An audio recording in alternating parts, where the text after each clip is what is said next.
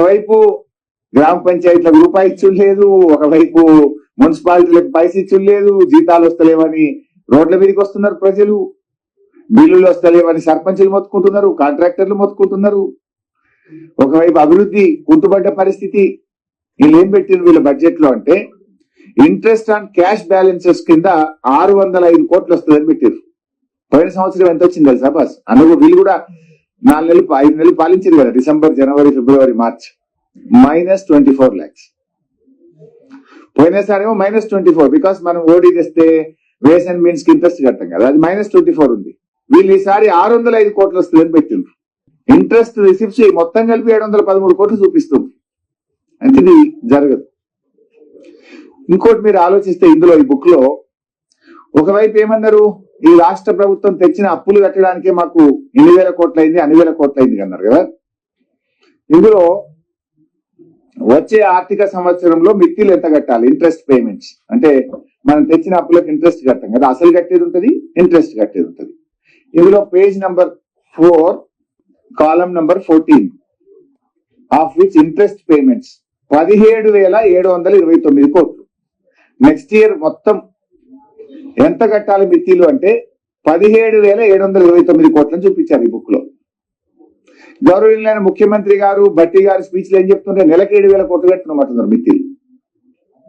నెలకి 7,000 కోట్లు మిత్తి కడుతున్నాం అన్నారా లేదా? వీళ్ళంతా చూపించారు. వచ్చే సంవత్సరం మిత్తిలు మొత్తం కట్టాల్సిన డబ్బు ఎంత అంటే 17,729 కోట్లని వీళ్ళ బుక్ లో చూపించారు. అయితే చూపించిందన్నా తప్పు కావాలి, లేదు మీరు చెప్పిందన్నా తప్పు కావాలి, అంతేనా కదా? దీనికి సమాధానం చెప్పాలి ప్రభుత్వం. పోయినసారి నేను ఎంత పెట్టిన బడ్జెట్ లో మిత్తిలకు 23,337 పెట్టినా. మీరే చెప్పిన కొత్త అప్పులు తెచ్చినామని. పెరుగుతుందా తగ్గుతుందా? పబ్లిక్ డెట్ రీపేమెంట్ అంటే అసలు కట్టేది కూడా ఉంటది కదా, అది కూడా ఎంత చూపించారు నెక్స్ట్ ఇయర్ కు 13,117. మిత్తి ఏమో 17,729, అసలేమో 13,117. రెండు కలిపితే కూడా 30,000 కదనే. 30,000 అంటే 12 నెలల మీద ఎంత అవుతుంది? నెలకు 2,500. మరి మీరు చెప్తున్నది ఏంటి? మీరు ప్రభుత్వం సమాధానం చెప్పాలి. కోర్స్ అసెంబ్లీలో మాట్లాడటం, బట్ మీకు కూడా కొంచెం స్టోరీస్ రాయడానికి, వాస్తవాలు మీ ద్వారా ప్రజలకు పోవడానికి, వీళ్ళ అబద్ధాలను ఎక్స్పోజ్ చేయడానికి మీ ద్వారా కూడా చెప్పే ప్రయత్నం చేస్తున్నాం. పల్లెలకు మౌలిక వసతులు కల్పించలేదు అన్నాడు. ఇంతకంటే ఇంకో జోక్ ఉంటుందా బైసా? నిన్ననే పంచాయతీరాజ్ శాఖ మంత్రి చెప్పిండ్రు ప్రతి ఊరికి ట్రాక్టర్ ఉంది, ట్యాంకర్ ఉంది అని అసెంబ్లీనే చెప్పిండ్రు. ఈ భారతదేశంలో గ్రామ గ్రామానికి ట్రాక్టరు, ట్యాంకరు, డంప్ యార్డు, వైకుంఠ ధామం ఉన్న ఒకే ఒక్క రాష్ట్రం ఈ దేశంలో తెలంగాణ రాష్ట్రం.